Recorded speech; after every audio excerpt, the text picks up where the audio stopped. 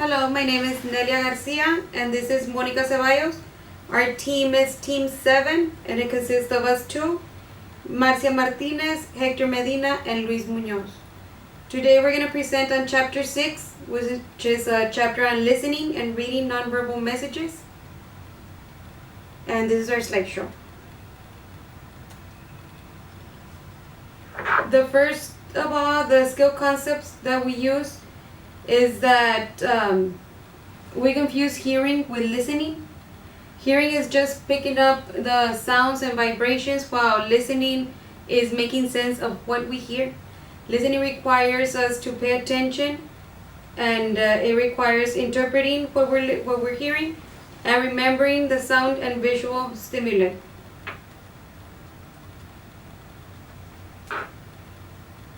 There's active listening and there's passive listening. Active listening requires you to empathize with a speaker so that you can understand the communication from their point of view. Empathy is when you put yourself in the speaker's shoes, when you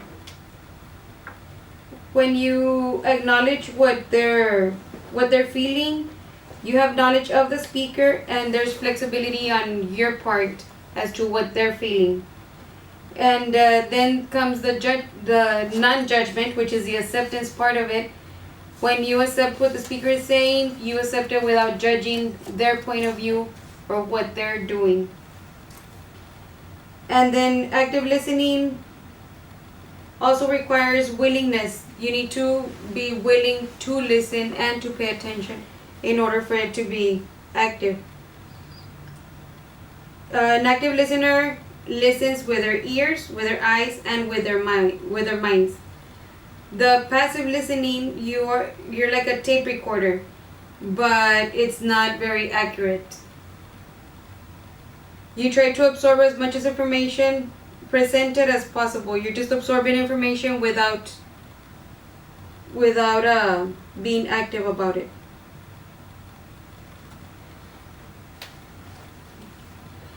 Active listening the active listening model forms a foundation for making you an effective listener. There's 14 specific characteristics and techniques that are used by effective listeners. The first one is to be motivated. If a listener is unwilling to exert or hear and understand, no amount of additional advice is going to improve listening effectiveness.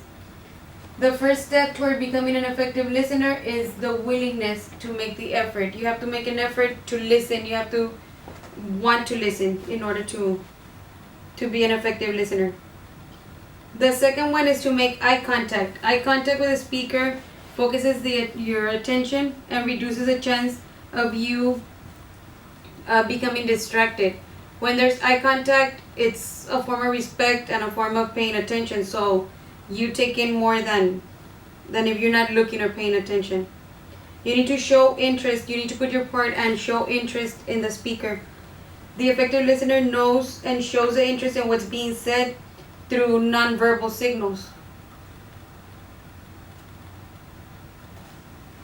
It's also important to avoid distracting actions. When your mind go somewhere else, if you have a distraction, if you're on the phone, if you're looking somewhere else, if you're thinking of something else, your mind can absorb a lot more than what we listen. So it's very easy to distract ourselves. We can be listening to somebody and be thinking of other things. Empathy is the fifth step. You try to understand what the speaker sees and feels by putting yourself, like I said, in their shoes. You take in the whole picture. That's another step. To test this point, you read a script of a play, then you go and see the play live in a theater. Like first you know about it, and then you go and see it live. It's also important to ask questions. You need to analyze and show some interest by asking questions. And that way the speaker also knows your interest, and you need to let them speak before you ask. Don't interrupt. Paraphrasing is also important because when you listen to somebody or and you talk about it, you paraphrase it in your own words, it's easier for you to understand what the speaker is saying or what you learned from the speaker. It's very important not to interrupt. Don't try and second guess where the speaker's thoughts are going. You need to wait until the speaker finishes a complete thought before you can ask questions or before you interrupt, because that can disrupt the communication. You need to integrate what's being said. That's the 10th step. Use your spare time while listening to better understand the speaker idea. When you're listening, you need to think about what he's saying and what he's trying to convey before you make your own conclusions. And don't overtalk. You can't talk and listen at the same time. A good listener recognizes this fact and doesn't overtalk. I overtalk.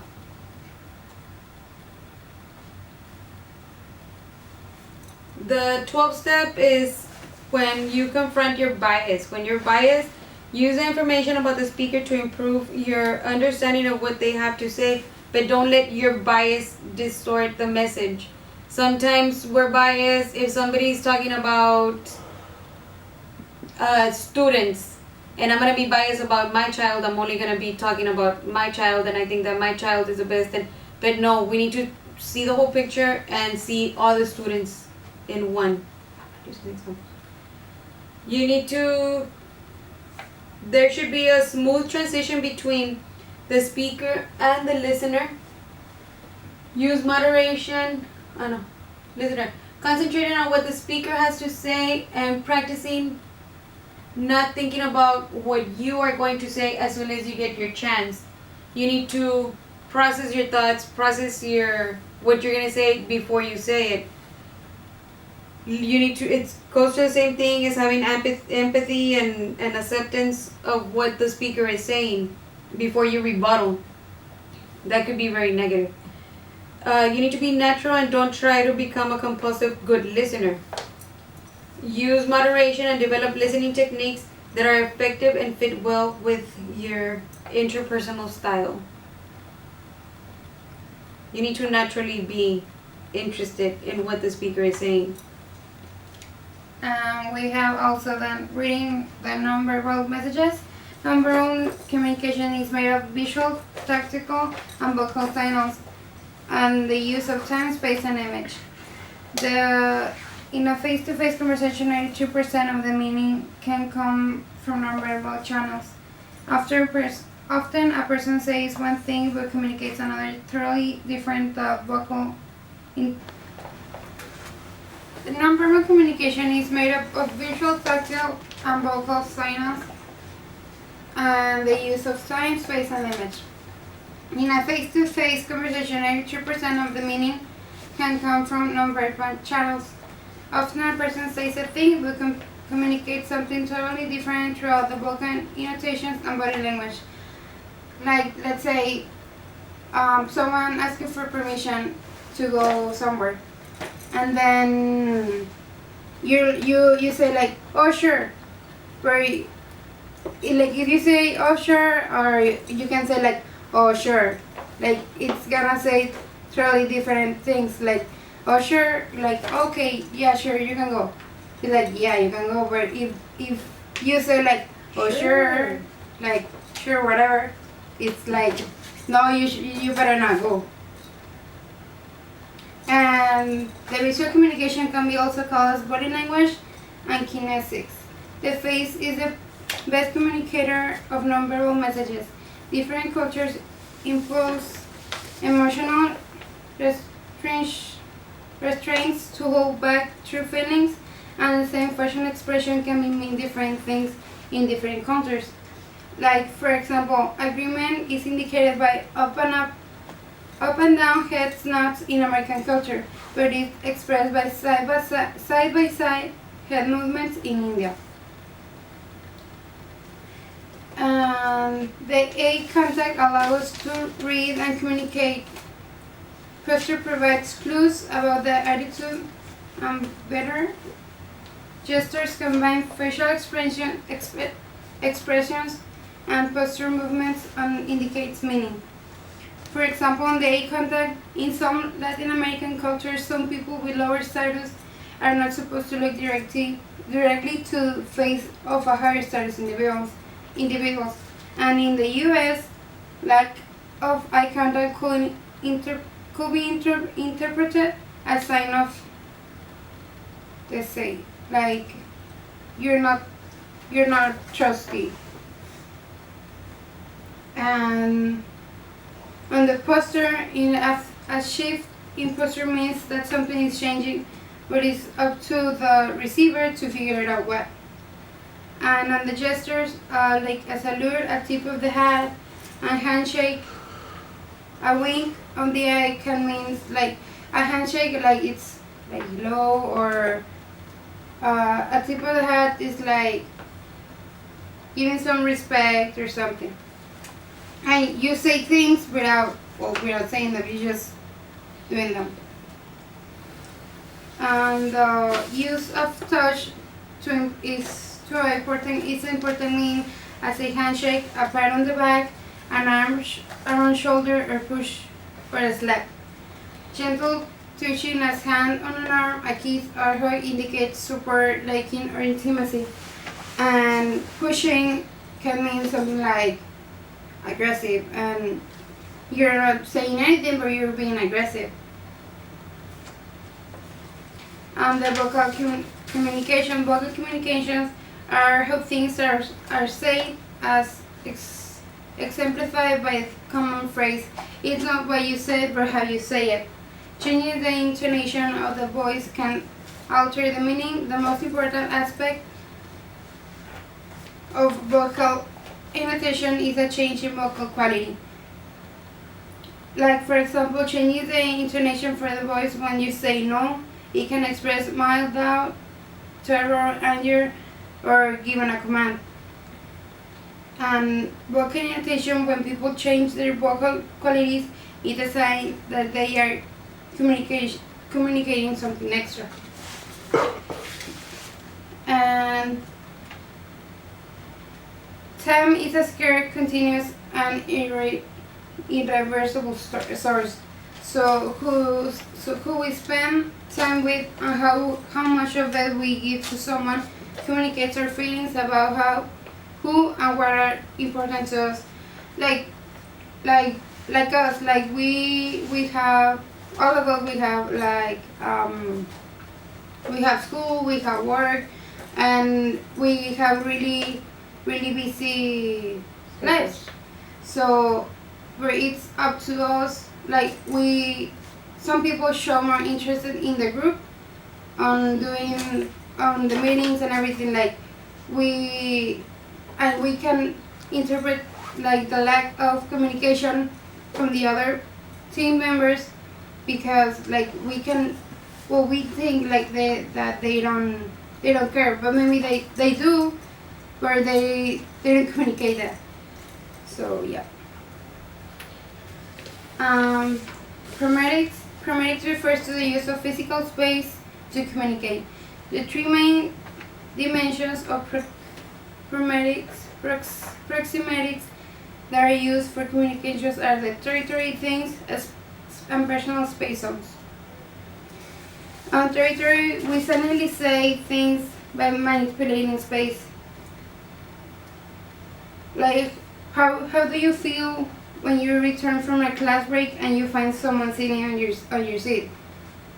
It's like you don't get mad, but you're like, wow, that's my seat. Like, what are you doing there? And when you walk into a meeting, you establish a semi-private territory by fixing mobile objects, like laying out notebooks and folders, placing coffee cup on the table, or hanging a jacket on the chair. Like when you go in and you wanna sit there, but you're gonna get up, you place the jacket on the chair. That way, someone else can know that chair is taken, and you can, like, someone else cannot sit there, and you're communicating something without saying anything. We have the things within your space also communicate to others. For example, a clean desk or a palm or a Palm Pilot communication efficiency. Expensive things can communicate higher status than cheap ones. And the personal space, we all carry an invisible personal territory, much like a private air bubble. So we feel a proprietary right to our air bubble space and resent others entering it unless we're invited. People can be classified into major proxemics categories. The non-contact, like Americans and Northern Europeans, and contact as Arabs and Latinos. The image communication, first impressions are made by the initial impact of your clothing, voice, grooming, handshake, eye contact, body posture. Like when you see someone and they have the shirt their pants torn or something, we tend to think like they don't care, or well yeah. And when you see someone wearing glasses with their clothes iron and everything, we think like we think of them as they are very like professional persons. Well yeah, yeah, that's it. Thank you.